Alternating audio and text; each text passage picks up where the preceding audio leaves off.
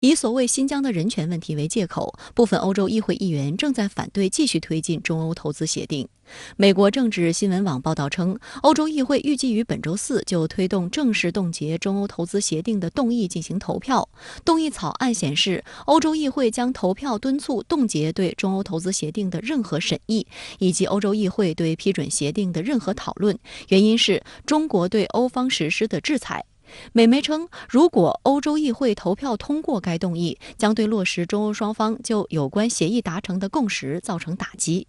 对此，中国外交部发言人赵立坚周三回应表示，中方对长期以来恶意传播涉疆谎言和虚假信息，严重损害中方主权和利益的欧盟有关机构和人员实施制裁，是维护自身利益的需要，也是对欧方搞制裁对抗做出的必要、正当和正义回应。到底是谁无理挑衅在先，谁正当防卫在后，孰是孰非一清二楚。希望欧方能够从中深刻反思，立即停止干涉中国内政，通过对话沟通增进双方了解和理解，妥善管控分歧，推动中欧关系健康稳定发展。那如果这一次的投票使得这个全面投资协定暂时冻结的话，那么其实欧洲在很大程度上就是做了美国的马前卒，被美国当了枪使，所以这个其实从长远来看肯定是不利于欧洲企业的。好的，相关话题来连线特约评论员刘和平。刘先生您好。美国国务卿布林肯证实，美国政府放弃了对北溪二股份公司及总经理马蒂亚斯·瓦尔尼西实施制裁的计划，称此举符合美国的国家利益。那么，您认为美国此举的意图究竟何在呢？我注意到很多评论都认为，拜登政府放弃对北溪2号项目的制裁措施，是美国送给俄罗斯、德国甚至整个欧盟的一份大礼物。而在我看来，光是看到这一点，显然是小看了拜登政府的企图与阳谋。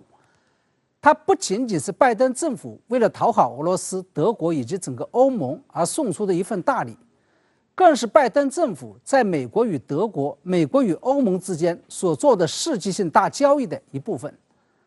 这个世纪性大交易的核心目的就是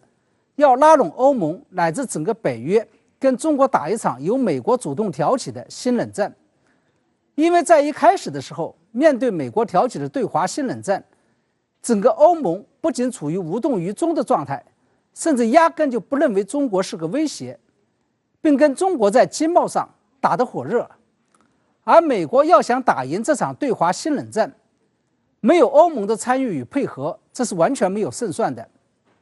而要拉拢欧盟，光是讲心不讲筋，或者说光是讲一些共同的意识形态与价值观念是不行的，还得在对欧盟晓之以情的同时，必须动之以利。正是在这种情况下，我们看到最近一段时间以来，拜登政府对以德国为首的欧盟做出了一系列令人眼花缭乱的让步，以及采取了一系列的讨好措施，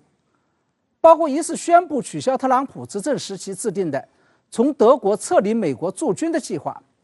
二是宣布要与欧洲国家一道阻止中国与俄罗斯在北冰洋地区的所谓扩张，三是不再像特朗普时期那样强行要求欧洲国家增加军费开支。同时在经贸上，拜登也放弃了特朗普时期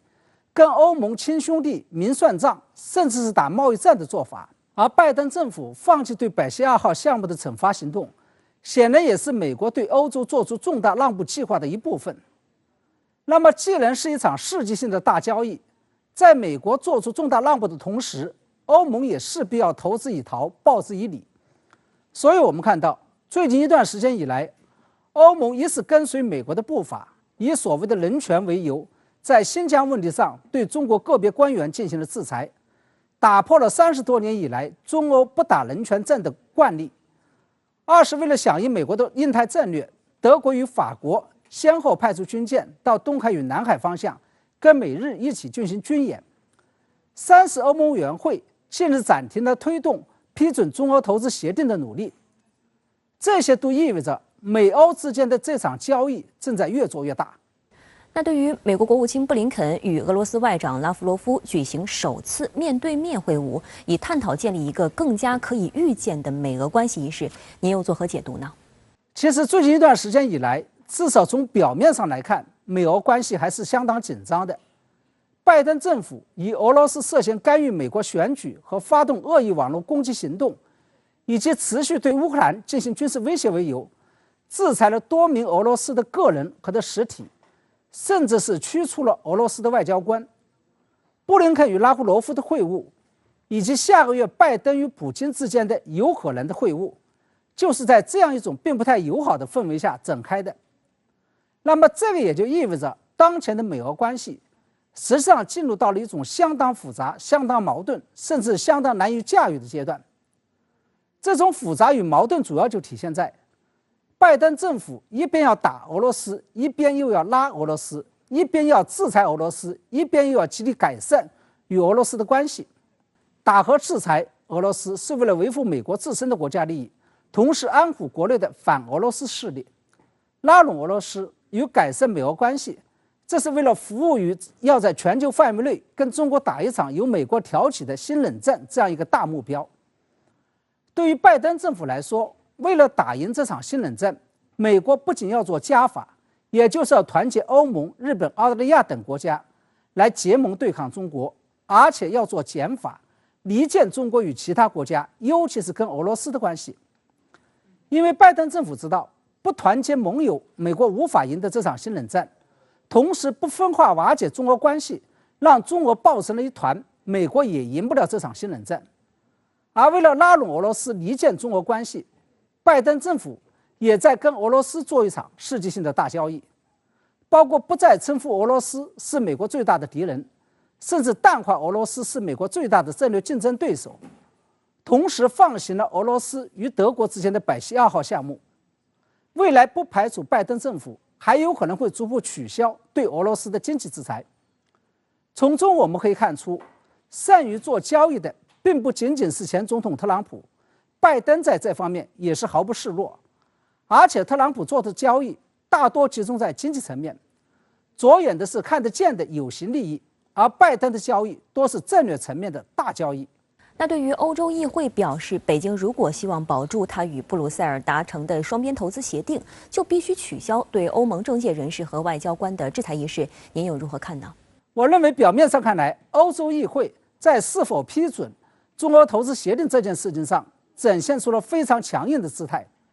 但事实上它却暴露出了欧洲议会的外强中干和内心的虚弱，说明欧盟其实非常想要这个中俄投资协定，但是他们又找不到台阶下，于是就想通过发出威胁的方式让中方先做出一个让步。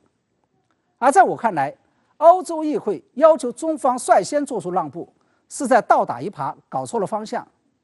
中国有句俗话叫解铃还须系铃人，这件事情完全是由欧盟自己主动挑起来的。正是因欧盟跟在美国后面打起了所谓的对华新冷战，以所谓的人权为由介入了新疆事务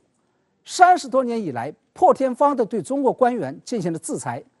才使得中方以更大的力度对欧盟进行了反制，同时率先把人权问题跟经贸问题挂钩，搁置中俄投资协定审批的也是欧盟。那么这个也就意味着，应该率先纠正错误的不是中国，而是欧盟自身。欧盟应该率先撤销对中国相关官员的制裁措施，中方再采取相应的措施，才能为中俄投资协定的通过以及中欧关系的改善创造一个良好的氛围。同时，欧盟还应该引以为戒，不要再在人权问题